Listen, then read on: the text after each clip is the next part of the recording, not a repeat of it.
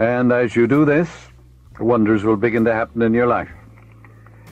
You know, Edison discovered, or he knew intuitively, that the voice caused undulatory currents in the atmosphere. And he reasoned it out. He said such currents could reproduce the voice. The idea came to him that inasmuch as your voice produced waves, that these waves would reproduce that voice. That's believing you have it now and you shall receive it. So he developed a phonograph. The idea came from his subconscious mind. Your subconscious is your friend, seeks to heal you, to restore you. If someone is presenting you with a phony deal, there's something within you that warns you. That's your subconscious mind prompting you. Its intimations, urges, promptings, murmurings are always life word. It seeks to heal you if you cut yourself, if you burn yourself. It seeks to reduce the edema, gives you new skin and tissue. If your child is very sick and you're completely exhausted and you think about waking up to give the medicine to your child at 2 or 3 o'clock in the morning, it'll wake you up, no matter how tired you are, exactly at 2 o'clock to minister to your child. Its tendency is always life word. Electricity, Edison knew, was produced by friction. Reverse it. Friction, in turn, produces electricity. Edison knew the transformation of forces. And all the experiences in the Bible are experiences of you. It tells you how you get into trouble and how you get out of trouble. Good. It has no other meaning. It's not a book of prophecy or predictions. We have crackpots all over the world predicting from the Bible. And they are as insane now as they were 2,000 years ago. In Laguna Hills, where I live, California, about a year ago, there were a group of people going to Madeira Islands in Spain. You read that all of them were lost or burnt to death in the plane. Quite a number of people who had tickets on that plane, they didn't go on the plane. They couldn't go on the plane. They learned how to pray. They knew how to pray. Now, there were a great number of people scheduled to fly on that plane, did not go on the plane. A great number believed in divine guidance. They said, infinite intelligence guides and directs me in all my ways. Divine love goes before me, making straight and perfect my way. 3 women had a vivid dream the day before they were supposed to depart. They saw the whole tragedy in their mind before it happened. They didn't dismiss it from their mind. Each one said to the husband, we must cancel this trip. They told others about their dream, very, very vivid dream, and they brushed it aside. They said it's only a dream. But the subjective mind, subconscious mind, protected them. There were 9 people whom I know didn't go on that trip. They were scheduled to go.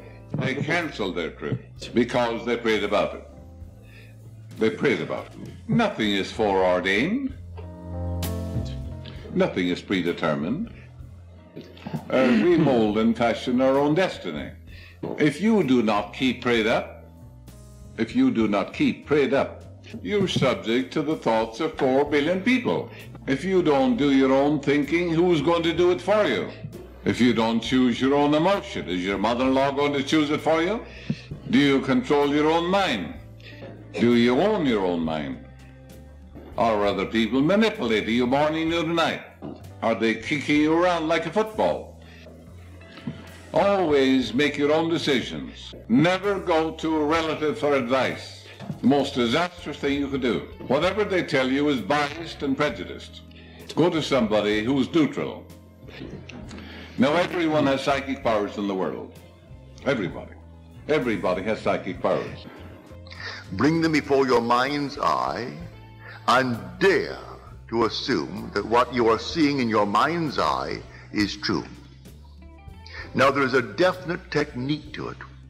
A simple technique. If I can share with you what I do, and it works, I bring them into my mind's eye and I work myself up into an emotional state. It's like a peculiar rhythm. I breathe in and breathe out and breathe in and breathe out, and suddenly I reach a certain point and then one deep inhalation as though I'm setting it up in a time exposure before my own mind. I set it up, and all of a sudden I have a deep, deep inhalation, and every pore of my being explodes. And then I do nothing beyond that. It's taking that scene and setting it up in a time explosion before the eternal event, and then I explode it, and then let life develop it, and life develops it.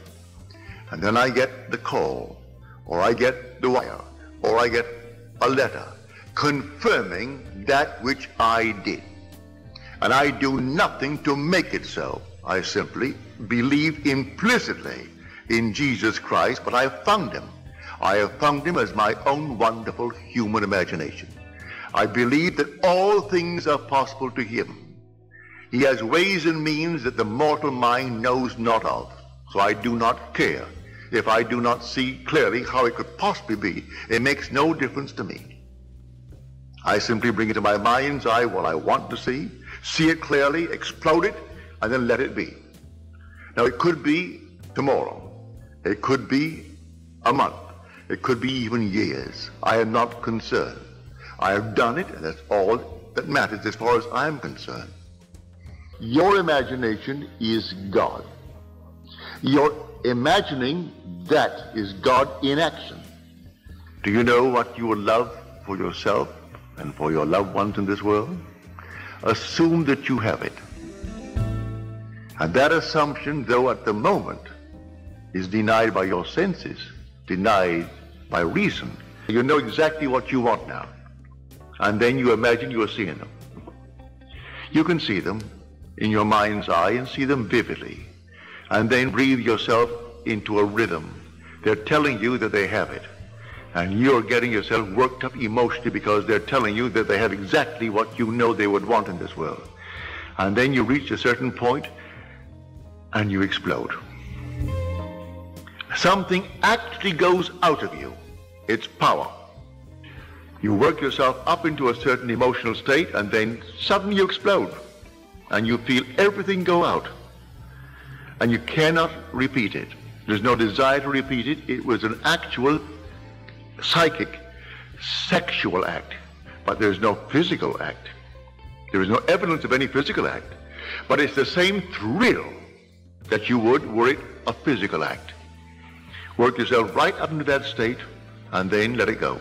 The reality is, it's equally powerful in regard to affecting your biology as is positive thinking, but it works in the opposite direction. A negative thought is called the nocebo effect. Can cause any disease, and you can die. If you believe you're going to die, you can die from the belief.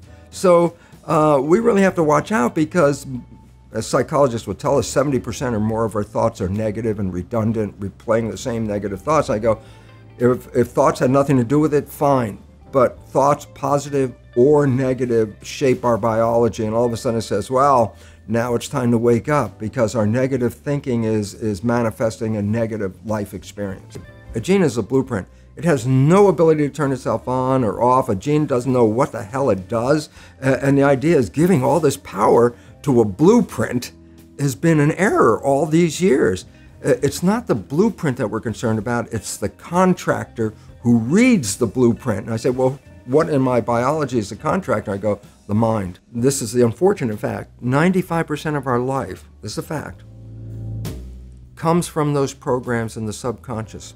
Every day, only about 5% of their life are you using conscious, which is creative. 5%. And you don't see it because it's called subconscious, below conscious. And the Jesuits, for 400 years, they were boasting. People didn't understand. They say, give me a child until it's 7 and I will show you the man. They've been saying that for 400 years because they knew 7 years was the program period. And 95% of your life after that will be whatever that program is. So Angelina Jolie runs in a family where there is cancer. And I say, yeah, they have the gene. I say, that didn't cause it. It was the behavior that was passed on. Behavior is passed on, not like genes. It's passed on through families, but it's passed on through learning in families. There are numerous references in the Bible to dreams, visions, revelations, and warnings given to men during sleep. Your subconscious mind is active 24 hours a day. It's your greatest friend. The Bible points out that Joseph was accurate in his analyses of the dreams of Pharaoh. His mental acumen and sagacity in predicting the future through the interpretation of dreams brought him praise, honor, and recognition by the king. There is a wonderful power within you, a subconscious intelligence and wisdom, that man can use. He may be religious, he may be agnostic, he may be an atheist, and yet he can experience this infinite intelligence and wisdom functioning for him, because you need no creed. If you will call upon it, it will answer you, just as well as the atheist or the agnostic gets an answer. It's impersonal, no respecter of persons.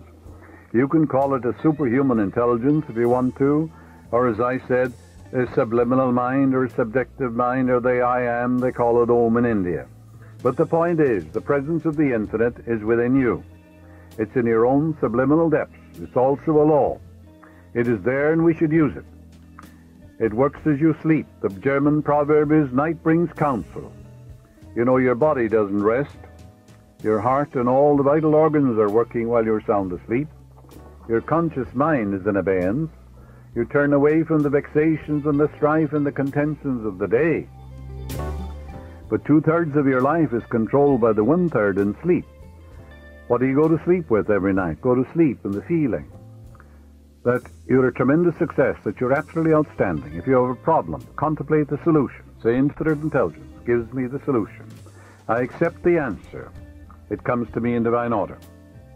So that subjective self of you corrects the errors of the day and anchors your thought to the supreme intelligence within you. In other words, the ancient Hebrews said you participate in the wisdom and the foreknowledge of the gods when you're sound asleep, because healing currents are released when you're asleep. The Bible says he giveth his beloved in sleep.